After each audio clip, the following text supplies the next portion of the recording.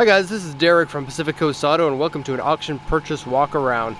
Now we have quite possibly the most unique vehicle that we've ever had up on the channel. Everyone who sees this vehicle smiles and comments about it, even here in Japan, where this is the home country of the vehicle. And so this is a 1989 Daihatsu Mira walk-through van. And so the Daihatsu Mira is usually just your normal K vehicle. This one here is a cargo version of it, where they take this much of the Daihatsu Mira and just add a huge box on the back.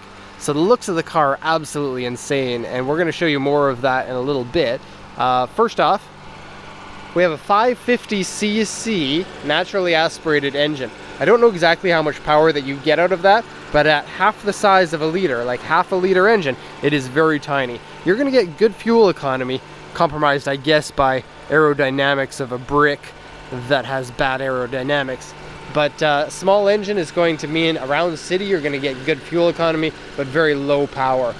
I don't expect this is going to weigh a lot, probably a little bit more than your average K vehicle. I don't know exactly, but maybe somewhere in the 700 to 800 kilogram range.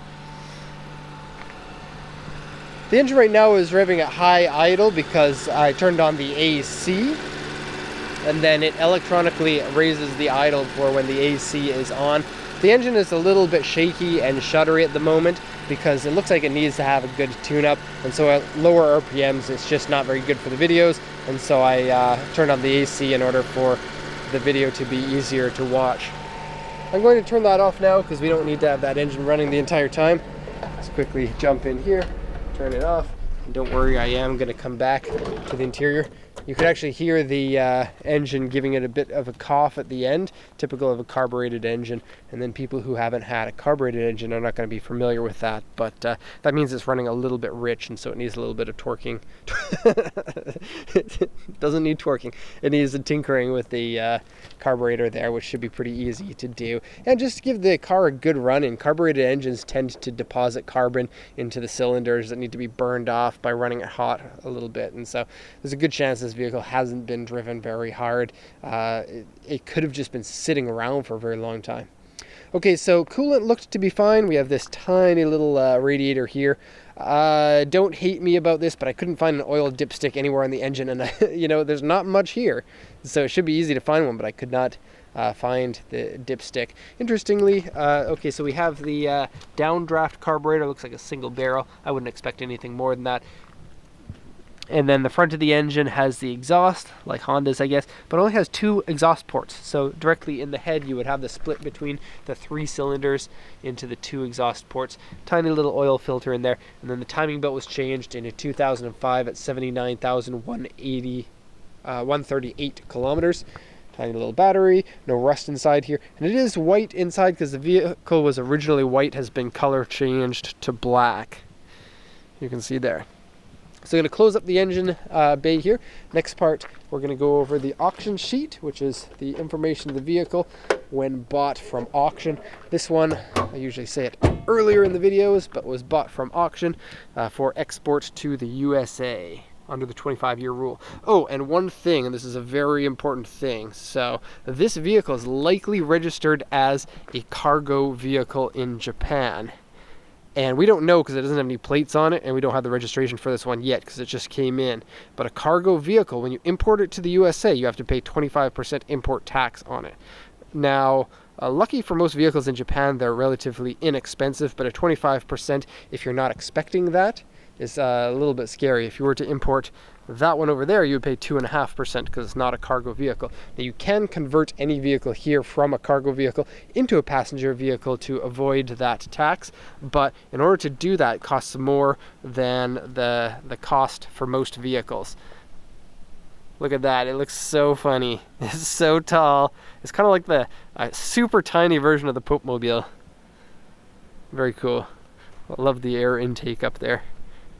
Okay, so going over the auction sheet, 550cc engine. This is an auction grade 3, which would be 1 level up from the lowest grade, but it's not that bad. So let's, I guess, take a look at the details. Interior C. Mileage, it's 37,880, but a star here meaning the mileage isn't known. And then if you look down here, 2005. timing belt was changed at 79 140 kilometers, but this is a 5-digit odometer, and so 5-digit odometer at 100,000 kilometers, it'll roll over. And so probably this one's at 137 880. That would be fair mileage for the age of the vehicle here in Japan. Okay, so it has 10-inch wheels, which is really funny. That's the same as the old Austin Minis. They got bigger wheels in like the early 80s, but the old Austin Minis had the 10-inch aftermarket suspension to lower it down, and wood steering wheel. It's a Momo wooden steering wheel. Seems to be in pretty good shape and is very it suits the car pretty well. And then it comes with normal suspension inside the car if you want to put it up to the regular height, which might be a thing because a thing you might want to do because it's quite low actually. You see that? And look at those 10-inch tires. They're so cool. In fact, they have a Honda logo on them, so they come from some sort of a 4-bolt Honda. It looks like an M360 tire, or wheel, pardon me. Okay, auction report here. So the interior is dirty. The automatic shifter cover piece is cracked. Seat has a cigarette burn, which is really funny because it's like 1 millimeter of cigarette burn. Couldn't even notice it until I read this on the sheet. And then it has rips. AC belt has been taken off, so the AC is not working. Now, if you put the belt on, it might work or might not work. They don't know. They can't really test it without the belt being on there. Rear panel has a dent and a crack, or like a separation part. Something that you're going to have to watch there. Usually, so people don't know what the rear panel usually means. The rear panel is, let me show you this. Pardon me, I'm sick. So rear panel is this piece here. It's underneath the rear bumper. Now this car doesn't really have a rear bumper, and so under here. I couldn't, the vehicle's really low. It's really hard to see under there, and so I couldn't get a really good idea about what they were talking about there. I couldn't find any damage myself, but it could be that I'm just being dumb or something. The underside also, it says there's corrosion on the underside of the car. I can't see how bad that is because the car is so low that I can't get a good idea of it. I did take some pictures of the underside that go together with the vehicle report, about 80 to 100 pictures per car, and hopefully that shows a little bit, but I don't really know. With only this much ground clearance, it's not an awful lot. Anyways, back to this. Underside has corrosion hull, and exterior has uneven paint, various scratches and dents. Roof has several medium dents on it. Let me show you that. I'm going to stand on the tire here. Okay, so here is the eye line of somebody who is 5'10". And so a dented roof doesn't mean that much when most people can't see up there. And then it has some corrosion here, and then here, and a little bit on the other side in the same spot. Oh, and here. See that?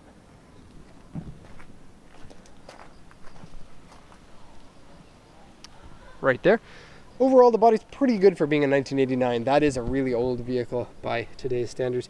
And then the body has a couple of other scratches and dents in some places. I did take pictures of them, but none of it really stands out, and so I'm not going to go into details about that. Okay, so let's do the once around here and have a good look at exactly how small those wheels and tires look on this. Could you imagine seeing this drive down the road? And the vehicle size is only slightly bigger than an Austin Mini in basically length and width, and then height is about twice as much as the Mini. You can, if you're really, really short, you can stand up in this. I'll give you an idea once we get to the interior.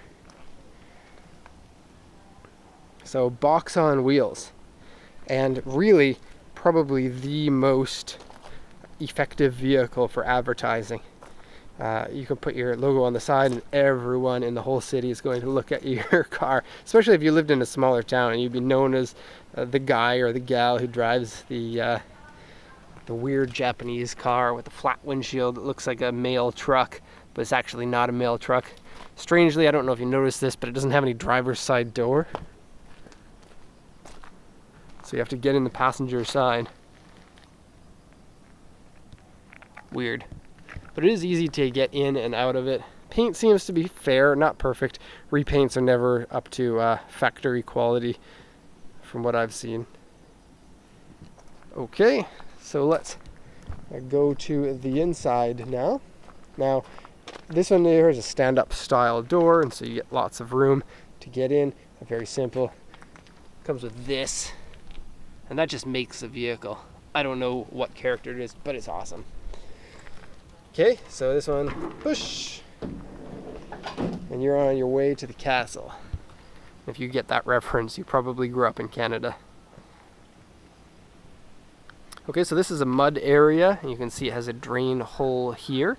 So when you step into there, all your water's going out because that's not sealed at the bottom. Okay. Only have to duck a little bit to get in. Here's the driver's seat, and I love the pattern on it. It is ripped, but you know what's cool about this car is that very simple mounting for the seat, and so you could put pretty much any seat in there with just an amateur welder welding it in, or welding the rails in for you. Wooden steering wheel, and it is shuttery inside when the engine is shaky. I think with the tune-up with the engine, it's not going to be so shuttery. And this, if this were my car, I would probably put in some sound deadening inside, because it is pretty, you know, lots of this flat metal that's very easy to reverberate, and it's all the way around. Okay, so steering wheel seems to be in fair condition at first glance. You can see there is a crack here. You can probably lacquer the steering wheel again and it would fix that. I don't know what's going on with that. Kind of weird. Okay, so it has AC controls there, but the AC doesn't actually work. Close this door. Okay. Old style radio. But the radio is not going to work in the US actually, because they run on Japanese frequencies are different for the radio waves. You won't be able to catch many of the stations. Yeah, plastic chain, the best kind. Okay, this floor mat is actually the right one for the car, but it looks like an aftermarket one. But it fits in there properly is what I mean. There's the cracked panel at the bottom. Shifting feels a little bit weird. It's like nothing is broken on it, but it does feel weird compared to a regular car. Okay, so getting up, you have only one passenger seat. Here it is. And then you just go like this, and then like that. Now, don't put anyone into that seat if you want them to live, because it looks like they don't get a seatbelt, and you may be able to put a seatbelt in, but this looks like if you got into an accident in this, that looks like more trouble for you. Okay. Lock the door like this. Boop. Unlock the door like this. Boop. And open the door like this. And so you can reach from the driver's seat to open the door if you really wanted to. Pardon me for being Mr. Sniffles. Nobody likes Mr. Sniffles. Okay, so driver's side window is huge. It's huge. And then it's not a crank window or power windows. This is sliding like super old cars. And so this panel here can slide back to the midway point, or you can slide the back to the midway point. So you can choose if you want the front of the window or the back of the window there.